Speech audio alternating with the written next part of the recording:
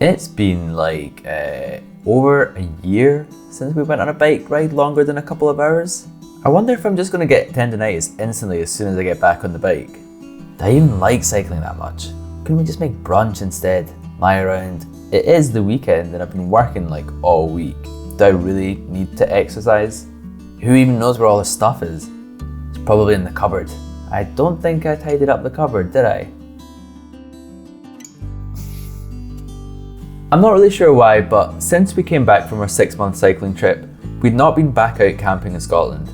I mean, we'd done some short day trip stuff, but for the good part of 2019, life just sort of took over, I guess. We'd make plans to go when the weather was good for the weekend, but then when it came, we just sort of stayed home. Maybe we'd got our fill from 6 months of camping, or just couldn't be arsed. For me, spring is prime time for Scottish camping. Semi-decent weather, it's sometimes dry, and a lack of midges.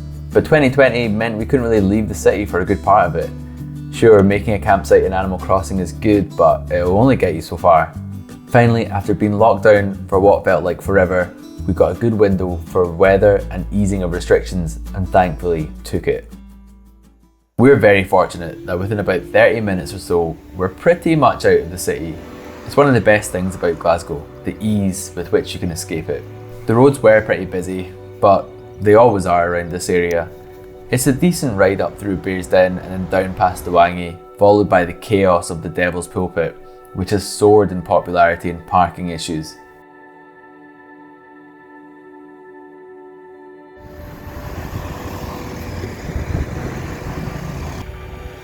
Lily's trying to cross the road. It's not going well.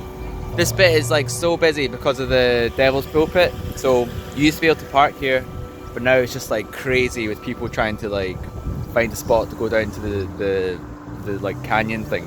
All because of Outlander and all sorts of things. It's a very popular destination bit. It's a fucking pain in the arse to cycle past though. But anyway, we're going towards Claren and then to Aberfoyle. Woo! Glasgow to Aberfoyle isn't a long cycle at all. There's Lycra racer troops and pods that'll probably cycle there and back for a morning jaunt, but we're never in a rush. We stop all the time, we take tons of stuff with us, and we just go at our own pace. We're certainly not minimalist bike tourers. I sometimes wonder if people think we're on a big tour of Scotland, and they're wondering where we're from, where we're going, when actually we're just off for one night and just like to carry a lot of stuff with us.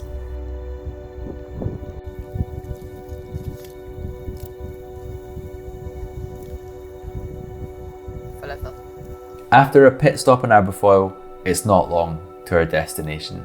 Thankfully, we can still go into autopilot for our beast of a tent. This was our home for 6 months and it served us so well, surviving boiling temperatures in Italy and thunderstorms, well, in most countries that we went to.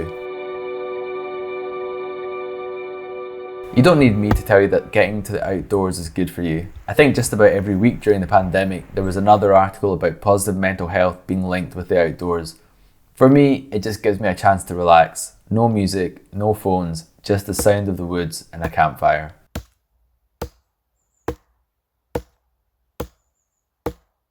This year, I finally learned more about how to spot dead trees for felling and chopping for firewood.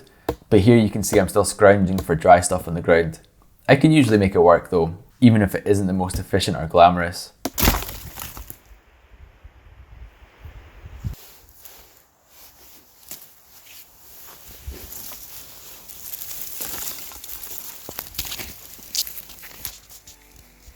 I've often thought about our big adventure as being like a hard reset. All your routines, all your habits, all your cruxes, they're basically broken. You get to decide what things you want to pick back up again and what you want to change. Small trips like these though are a way to hit that mini reset button and just slow down, even if it is just for one evening.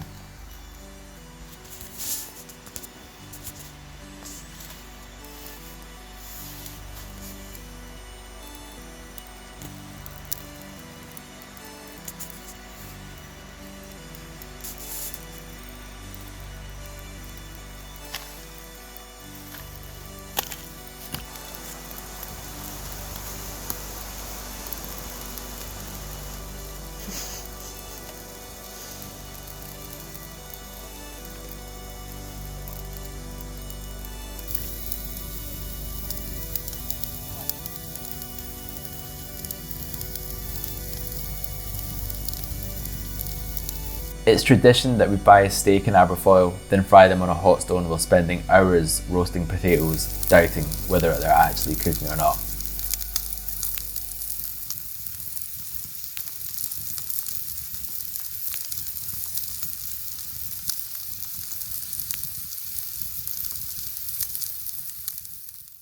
In the morning, even though I know perfectly well that we're going to have breakfast in less than an hour in Aberfoyle, we still stack up with porridge and coffee before we go. Do we need a double breakfast? Probably not, but tradition is tradition, and there's something very satisfying about having a campfire coffee. I think an AeroPress would make my essential kit list for any bike trip, every single time. I don't know why it took us so long to get back out camping again. Maybe it was just the time we needed. Maybe we were lazy. Regardless of the reason, I can't help but feel so lucky that we have these amazing places right on our doorstep, and I can't wait to keep exploring the rest of Scotland.